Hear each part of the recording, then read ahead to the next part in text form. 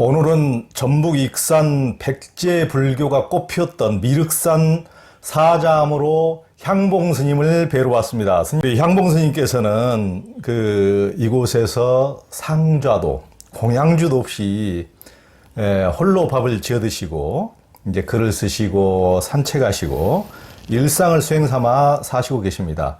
이곳에 이제 방금 올라오다 보니까 이곳이 스님 해발 380m입니까? 380m. 네, 아주 가파른 곳이고 이 굉장히 보통 사람들은 이렇게 올라가기가 쉽지 않은 그래서 요즘은 이제 모노레일을 두고 힘드신 분들은 이제 노인분들 같은 경우는 모노레일을 타고 올라오시지 않으면 올라오기 어려울 정도로 굉장히 가파른 곳에 있네요.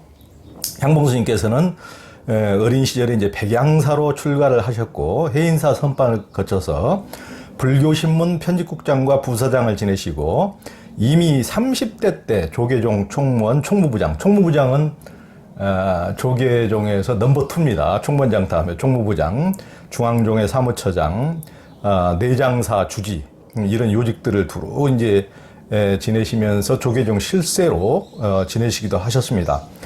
그런데 이제 30대 후반에 이제 호련히 이제 바람 하나 메고 인도로 떠나셔서 인도와 네팔, 중국, 티베트를 무려 15년간이나 순례를 하고 돌아오셨습니다. 야, 저도 한 1년간 순례했지만은 그게 참 이루 말할 수 없는 향수병 때문에 그게 참 버티기가 한두 달도 버티기가 참 쉽지 않은데 이게 15년을 하셨다면은 스님이 보통 독하신 분이 아닙니다. 이제 이미 1970년대에 사랑하며 용서하며로 60만 부란 베스트셀러를 내신 적이 있습니다. 그럼 뭐 엄청난 베스트셀러죠. 또 역시나 베스트셀러 작가였던 정다운 스님이 우리 향봉 스님의 형님이십니다. 이제 치열한 구도행을 마치고 돌아와서 이곳 사자암에 자리를 잡고 20년째 이곳에 머물고 계신데요. 이번에 이제 산골 노승의 화려한 점심. 이제 불광 출판사에서, 이 산골 노승의 화려한 점심. 저도 이제 이 책을 미리 다 읽어봤는데요. 너무나 흥미진진하고 재미있고, 그래서 뭐 단숨에 책을 놓을 수가 없더라고요. 스님은 이제 상자도 없이 공양주도 없이 왜 이곳에서 이렇게 홀로 사십니까? 제가 방금 말씀하신 대로 어린 나이에 출가를 했고, 그 다음에 뭐 선원도 다니고 종단에서 크고 작은 심부름도 해오면서 좀 젊은 시절을 상당히 좀 허비하지 않았나는 그런 늦게 철이 듭니다. 그래서 이제 제가 방금 말씀하신 대로 뭐 인도, 네팔, 티벳, 뭐 중국 이렇게 해서 한 15년을 머물게 되는데, 그렇게 이제 수행을 나름대로 하고 와서는 예전에는 뭐 규모도 크고 뭐 이런 사찰을 주지를 했는데 그저 있는 듯이 없는 듯이 뭐 그렇게 그런 생활로 마무리를 하고 싶고 해서 이 사자암이 보시는 것처럼 적은 암자니까 그래서 이제 여기 와서 머물게 됐는데, 신도들한테 부담을 주거나 신도들을 숫자를 늘리거나 하는 것 자체가 부담스러워요, 제 자신도. 그래서 해외 15년 동안 내 비하면 얼마나 지금 행복하고 넉넉합니까? 그래서 공양주는 둘 생각이 없고, 또 상자승들, 도반들도 상자승들이 상당히 많은데 어떻든 그런 부분도 어떻든 뭐 상자 없이 그렇게 지내왔었어요. 그리고 오늘 뭐 부족하지도 넘치지도 않지만은 요즘 생활에 아주 만족하고 있습니다. 그러니까 그래도 이제 스님께서 굉장히 이제 연로하시고 지금 이제 70대 중반 그렇습니다. 이시고 그러시니까 이제 다른 분들이 걱정도 하실 텐데 이렇게 높은 산 위에서 스님이 아까 그렇지 않아도 이제 어떤 처사분 한번 뵀더니 이제 스님께서 너무 이제 연로 하셔서 손수 빨래까지 다 하시고 이제 지금도 하시니까 이제 걱정을 하시더라고요. 혼자 어떤 그런 삶을 더 연세가 드시면 힘드실 텐데 그러면서 이렇게 걱정하시는 분들도 있고. 근데 이제 혼자 있어서 좋은 점도 있고 예. 또 이제 뭐 세속적인 눈높이로 보면 연로원 분이 상당히 고달프고 유롭지 않을까 하는 염려도 하는데 저는 부모님 덕인지는 모르지만은 이 나이에 눈도 그렇게 어둡지 않고 또 귀도 그렇고 기억력도 그렇고 그래서 뭐 공양주나 다른 대중들과 더불어 살아가려면 또 본의 아니게 뭐 좀씩은 경제 부분도 생각해야 하거든요. 근데 혼자 사니까 있으면 있는 대로 행복하고 없으면 없는 대로 좀 자유롭게 살자. 좀 매우 만족한 생활을 하고 있습니다. 그러시군요. 네. 그러니까 이 책에 이제 밑에 나온 이제 글이 이제 있으면 행복하고 없으면 자유로운 삶. 하여튼 이 책을 읽어보니까 딱 그 말이 하여튼 이 정도의 명문이 어디가 있습니까? 있으면 행복하고 없으면 자유로운 삶. 그러니까 우리는 전부 다 소유해야 돈도 집도 뭣도 소유해야 행복하다고 현대인들은 그런 이제 믿음 아닌 믿음으로 완전히 사로잡혀 사는데 또 있으면 행복하지만 또 없으면 자유로운 것이다. 뭐 돈이 있으면 돈에 얽매여 있고 또 집이 있으면 집에 얽매여 살고 이제 그렇게 사는데 신도가 있으면 또 신도에 얽매여 살고 그러니까 없으면 자유로운 삶. 이게 아주 이 책의 핵심을 이렇게 딱 이렇게 뽑아놨더라고요. 스님께서 내 죽거든이란 이제 시를 쓰셨는데 그걸 읽어보고 저 또한 이제 오랜 그 체증이 내려간 듯한 그런 시원함을 느꼈습니다. 출가자들이 세속인들보다 이제 더 죽은 후 명예에 집착하는 모습을 저도 이제 예사로 많이 보아온 터여서 더욱 그랬는데요. 제가 그 시를 스님께서 이제 지으신 시를 한번 읽어보겠습니다. 이제 내 죽거든 이웃들에게 친구들에게 알리지 말길 관인이 상연히 만들지 말길 그저 입은 옷 그대로 둘둘 말아서 타오르는 불더미 속에 던져버릴 것 한 줌 채도 챙기지 말고 버려버릴 것 내 죽거든 49제다 100제다 제발 없기를 쓰잘데없는 일로 힘겨워 말길 제삿날이니 생일이니 잊어버릴 것 죽은 자를 위한 그 무엇도 챙기지 말 것 죽은 자의 시신 한 장도 걸어두지 말 것 내 죽어 따스한 봄바람으로 돌아오리니 피고 지는 들꽃 무리 속에 돌아오리니 아침에는 햇살처럼 저녁에는 달빛처럼 덜어는 눈송이 되어 덜어는 빗방울 되어 참 너무나 이제 참 그 감동 깊은 시인데요. 이 시는 언제 어떤 연유로 쓰시게 된 겁니까? 이제 방금 그 읽어주시면서 이제 시신 그랬는데 시신은 아니고 사진 한 장. 사진 한 장도 걸어두지 말 걸 그랬는데 저는 그 늦게 철이 들어서 해외로 떠나기 전에도 출가자는 그 뭐 낱말풀이 할 필요 없이 집을 떠나온 사람들이거든요. 근데 이분들이 해마다 생일을 기억해서 생일 잔치하는 곳이 너무 많아요. 세속에서도 지금 뭐 한갑, 칠순 사라졌는데도 이 출가 집단인 수행자들이 생일만 챙기는 게 아니고 한갑, 칠순도 챙겨요. 신도들한테 부담을 주어 가면서까지. 또 승려가 죽은 다음에는 이 상여나 만장문화나 이런 것은 유교문화잖아요. 인도에서 제가 3년 머물렀지만은 관이 없어요. 부자가 죽든 천민이 죽든 관이 없고 입은 옷 그대로 이렇게 둘둘 말아서 메고 가는데, 한국의 수행자들은 자칭 고승일수록 이 죽음의 잔치가 너무 화려해요. 꽃상여를 만든다든지 만장을 뭐 수없이 앞세운다든지, 심지어는 승려가 죽어서 만에 하나 필요하다면 49제도 참으로 간소하게 수행자답게 해야 하는데, 불교신문 같은 그 언론기관을 통해서 보면 일주일 간격으로 사찰도 바꿔가면서 죽은 자의 왕생극락을 염원해요.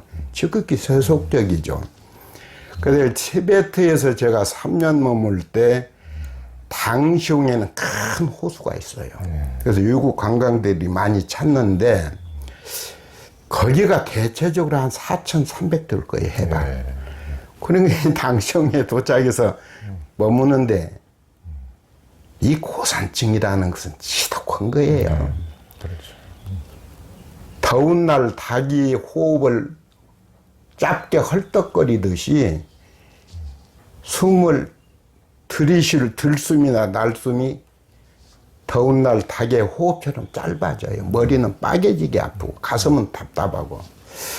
그래서 이제 그 게스트하우스 주인한테 제가 중국말을 어느 정도 표현하니까 나 죽을 것 같다. 나한테 달러는 있으니까 병원으로 좀 나를 좀 데려가지고. 병원이 없다. 그렇다면은 택시 하나 불러다오. 내가 지금 나사로 돌아가야겠다. 택시도 없다. 이건 시골이라서. 그리고 너 같은 그런 증상은 내가 여러 번 봤다. 견뎌라. 근데 견뎌지는 게 아니에요. 제가 여러 번 느껴본 걸로서는.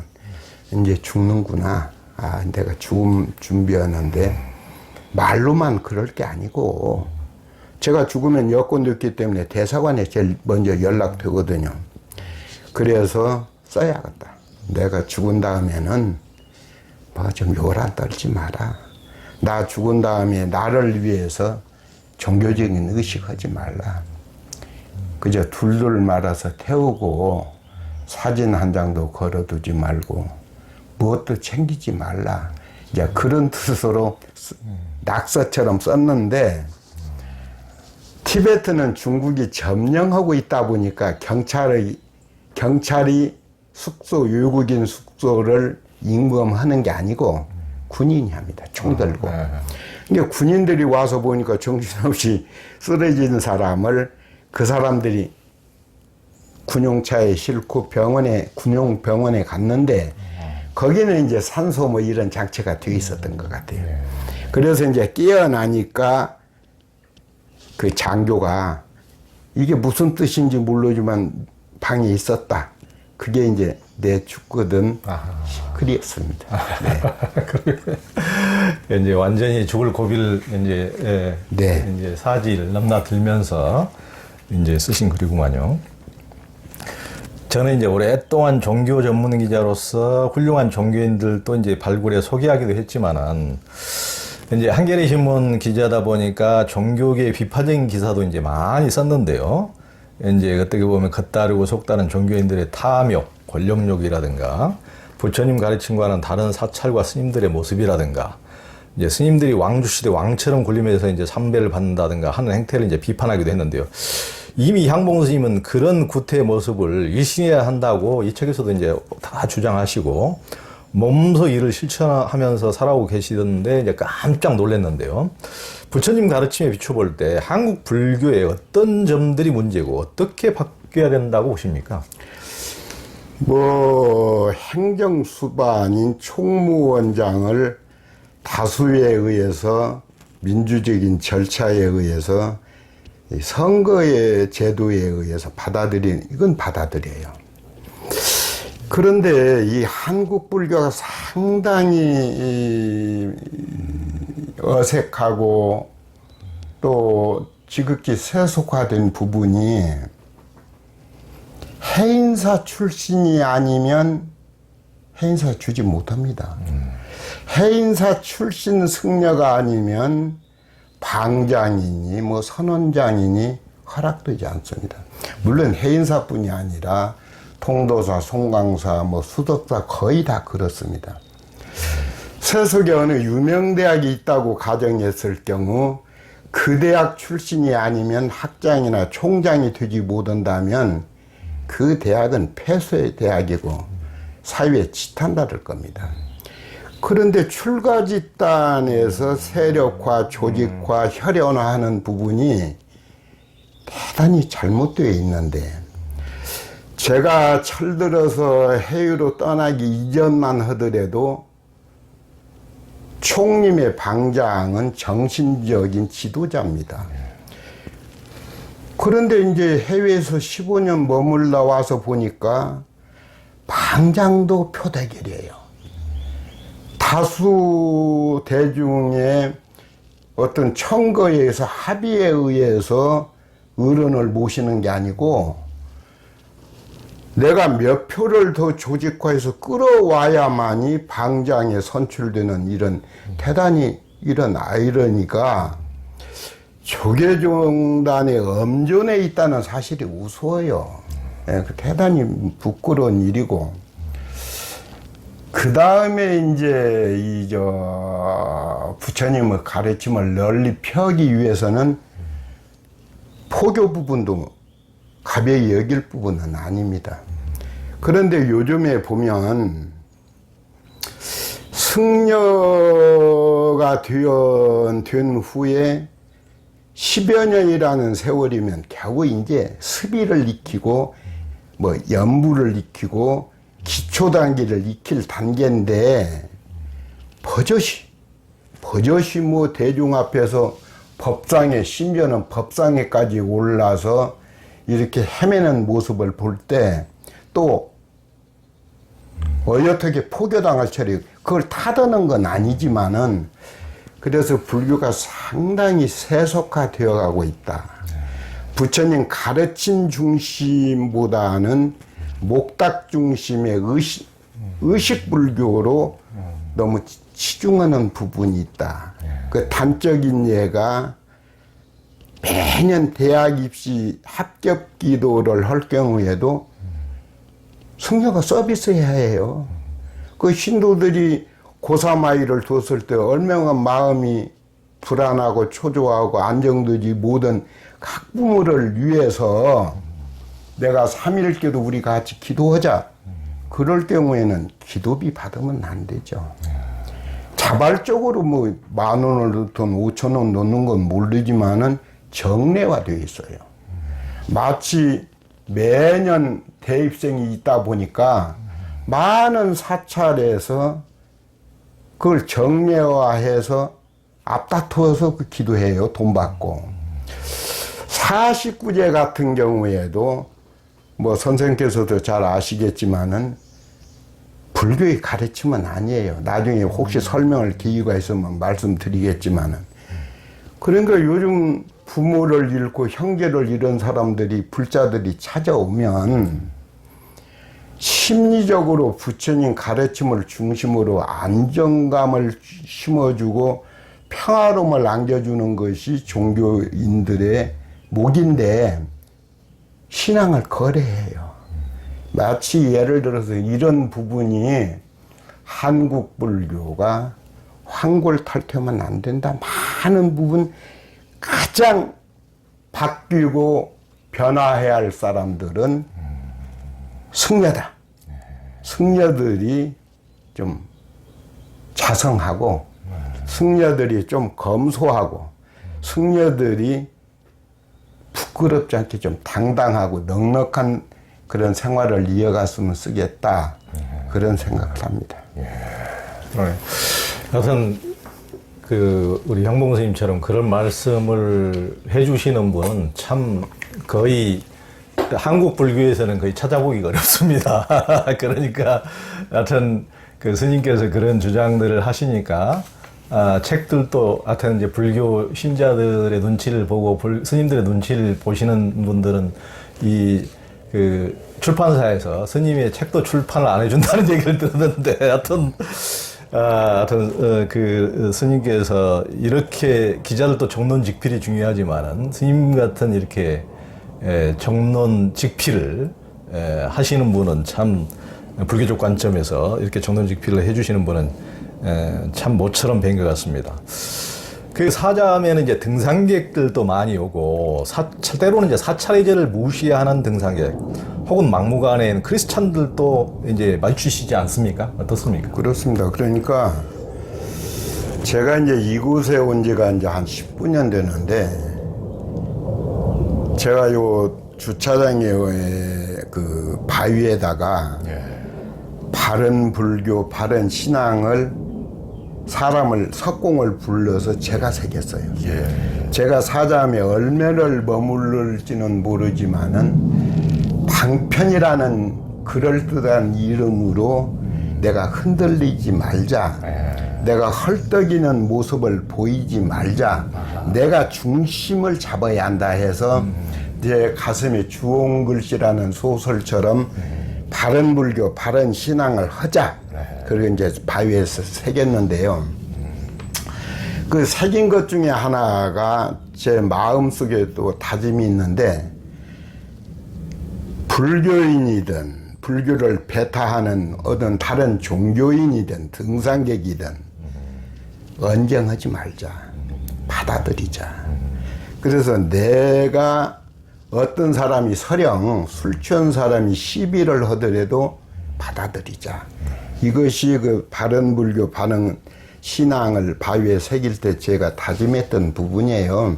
근데 어떤 사람은 뭐 한 예를 들면은 그 종각이라는 건물이 있는데 그 종각 그 밑에서 뭐 한 10여 명이 고기 굽고 막 좀 요란스럽게 막 떠들고 그래서 이제 올라가 보니까 그런 광경이 펼쳐져 있어요. 그래서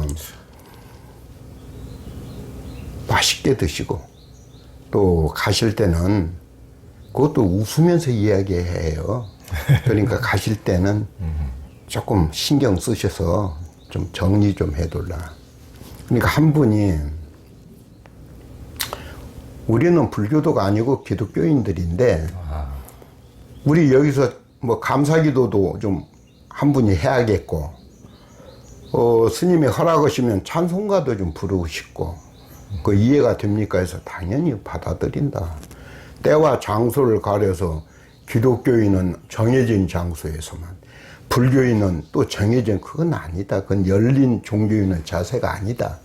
그러니까 찬송가 부르도 좋고 기도하셔도 좋은데 다만 여러분만 여기 오시는 게 아니라 다른 사람도 오니까 좀 조용하게 가능하면 그렇게 좀 품위를 지켜주길 바란다 이랬죠. 그러니까 이분들이 이제 떠난 후에 그 요사체에 좀 종이 쪽지가 하나 있는데 향붕이라는 사람을 기억했던 사람인 것 같은데 좀 시험 삼아서 승려가 만일에 시비를 해오면은 좀 그런 것 같아요. 그래서 오늘 뭐 불교에서 말하는 보살을 봤다.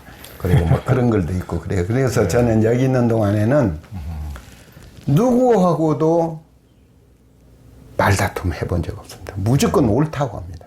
상대가 뭐라고 하면 옳습니다. 그 다음에 이제 제가 하고 싶은 얘기를 매우 조심스럽게 하죠. 그러니까 그렇게 남의 절에 종각에까지 와서 고기를 굴 정도 되면은 그게 참 그 막무가내인데 그런데도 스님께서 그렇게 그런 식으로 이렇게 대처를 하셔서 그분들도 참 나름대로 깨달음이 있으니까 그런 이제 글을 남기셨겠죠. 그 이제 스님은 이렇게 이제 보이시는 모습보다 책을 보면은 산골 노승의 화려한 점심을 보면은 여리신 모습도 많고 눈물 많은 모습이 많이 담겨 있던데요. 그 중에 이제 동전 11개라는 제목의 이야기에 저도 가슴이 참 먹먹했습니다. 그건 무슨 얘기인지 한번 스님께서 말씀해 주시죠. 제가 이 삼성각이라는 조그마한 건물이 있어요. 예. 근데 일주일에 한 번쯤 이 불전 관리를 사잠은 운영해서 하는데 사잠 그 삼성각 불전함을 열어보면 한결같이 동전 500원짜리가 하나씩 있어요. 그것도 뭐 한두 번이 아니고. 그래서 저 이제 그 산신님이 있든 없든 산신님한테 제가 일종의 투정을 부렸죠. 500원, 매주 500원이 담기는데 500원으로는 새우깡 못 산다. 새우깡 한 봉지도 못 사고 500원을 내면은 길거리에 붕어빵 하나는 살 수 있지만 어린 아이가 500원짜리 동전을 내놓으면서 하나 주세요 하는 것은 받아들이지만 아이 늙은이가 500원 내놓고 하나만 주세요 할 수 없다. 그러니까 산신님이 만일 계신다면 내 말 좀 명심해라. 신경 좀 써서 동전 좀 한 연함객에 한 번씩 그렇게 내가 받아들이면 좋겠다. 그 이제 우스갯소면서 그렇게 얘기를 했는데 한 뭐 열흘인가 보름에 한번 보니까 동전이 하나 있던 것이 11개가 있어요. 그래서 내 속으로 야 산신님이 내 말은 영혼도 있고 내 말을 빨리 받아들였네 하고 이제 보니까 종이 쪽지가 하나 있어요. 이 종이 쪽지에 뭐라고 써 있느냐. 부처님, 제 아이가 딸아이인데 7살입니다. 어찌된 일인지는 모르지만 태어날 때부터 다리에 심한 소아마비를 앓고 있어서 7살인데도 걷지를 못합니다. 그래서 유치원도 못 보내고 지금 이제 곧 초등학교에 입학해야 하는데 가슴이 무겁습니다. 근데 제 아내는 북부시장이 익산에서 제일 큰 곳이 북부시장이에요. 북부시장에서 미천이 없다 보니까 채소 장사합니다. 그리고 저는 배운 게 없어서 일용직 일터에 나가서 돈을 법니다. 그러니까 아내는 북부시장 또 아빠는 일용직으로 그 어린 아이가 소아마비 걸린 아이가 방에만 지켜 있으니까 아내가 안타까우니까 한 닷새나 일주일에 500원짜리 동전 하나씩 아이한테 준다. 제 딸아이가 누구한테 들었는지는 모르지만은 사잠 뭐 산신님 영험 있다는 소리를 들었는지 어쨌는지 아빠 저를 위해서 이걸 대신 부처님한테 갖다 바치세요 해서 늘 바쳤다. 그런데 어느 큰 식당에서 조금 몇 포기 사가는 게 아니고 좀 많이 사가면서도 후하게 값을 깎지 않다 보니까 아내가 마음이 들떠서 집에 오면서 500원짜리 동전 10개를 딸아이한테 주었는데 이 딸아이가 아버지한테 전번에 것 하나 보태서 11개 갖다 바치세요. 그래서 아빠 말이 부처님 제 아이가 제발 좀 걸음을 걷도록 도와주소서. 그래서 동전 11개를 바칩니다. 그래 제가 그 참